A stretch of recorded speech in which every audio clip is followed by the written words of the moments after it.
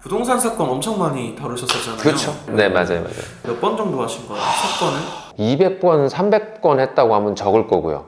1000건을 했다고 그러면 많을 것 같고, 1년에 처리하는 건들이 60건 이상은 되니까 뭐 10여 년 동안 했으니 그 정도 이상은 충분히 하고 있지 않나 생각이 들고요. 뭐 부동산 소송 얘기가 나왔으니까 부동산에 사기를 당했다라고 하시는 분들의 유형을 조금 좀 말씀드려도 될까요? 네.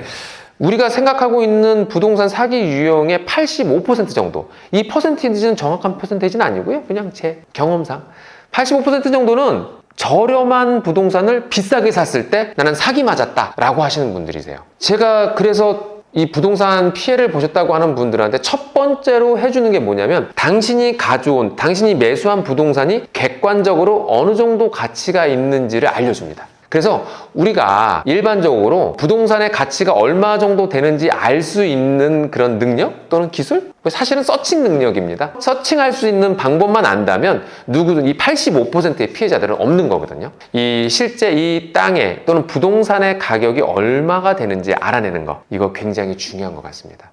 아파트 같은 경우는 시세가 정해져 있어요. 그리고 공인중개사들이 중개하는 물건들은 시세가 정해져 있습니다. 그런데 공인중개사들이 자주 이렇게 중개하지 않는 물건들, 활발하게 거래가 되지 않는 물건들을 좀 비싸게 사시는 분들이 많거든요. 그래서 이 부동산의 가격을 어느 정도 이렇게인지 알아낼 수 있는 서칭 능력이 있다면 피해를 한 85%가 사라질 것 같습니다. 그리고 두 번째는 어떤 거냐면, 권리관계를 잘 모르시는 분들이 계세요. 이 권리관계라고 하는 거는 부동산에 뭐 근저당이 잡혀 있거나 압류가 돼 있거나 이런 걸 잘 모르시고 그냥 매수하시는 분들이 계세요. 그냥 공인중개사 말만 믿고. 등기부 등본을 안 받다 이런 의미인가요? 쉽게 생각하면. 네, 맞아요.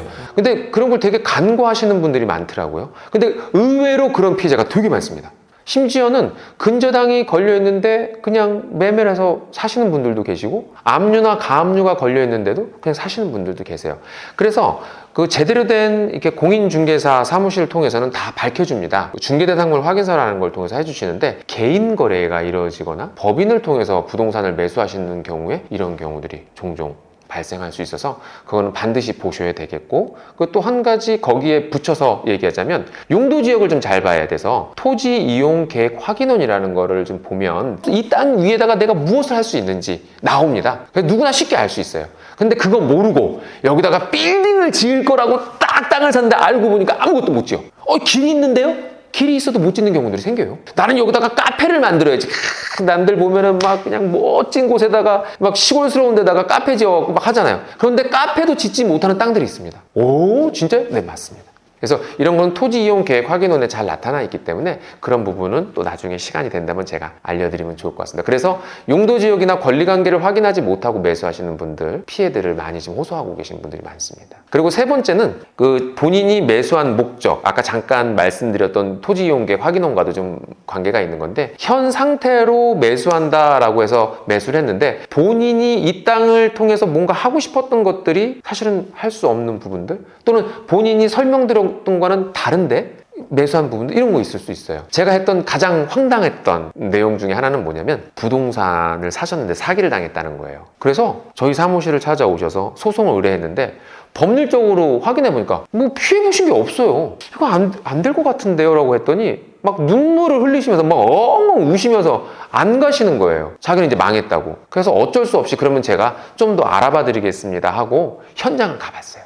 가봤더니 세상에 그 땅이 사격장 뒤에 있는 땅이었습니다. 사격장 뒤에 있는 땅이면 정말 너무 뻔한 거잖아요. 근데 그런 땅을 산 거예요. 그래서 제가 그 자리에서 전화를 했죠. 파신 분한테. 그랬더니 바로 환불을 해주시더라고요. 이제 그런 경우들도 있습니다. 그래서 부동산을 매수하실 때는 이렇게 확인해야 될 것들 여러 가지가 있는데, 제가 봤을 때 이렇게 크게 아까 말씀드렸던 것처럼 가격을 제대로 몰라서, 시장 가격을 몰라서 너무 비싸게 사신 케이스들이 제일 많았고, 또 권리관계 제대로 확인하지 못하시는 분들이 많았고, 세 번째들은 용도에, 내가 매수하는 목적에 맞지 않게 매수하셔서 피해를 보시는 분들이 많았습니다.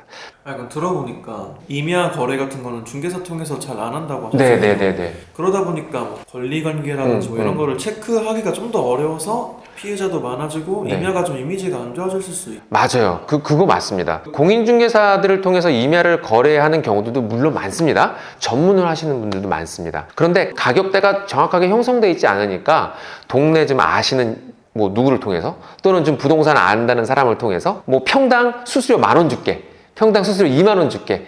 왜냐면 마켓이 많은 수요자들이 있는 게 아니니까 그렇게 해서 파는 경우들이 많기 때문에 그렇게 좀 피해 보시는 경우들이 좀 많이 있습니다. 하지만 임야에서도 제대로만 고르면 대박 나는 경우들이 너무너무 많죠.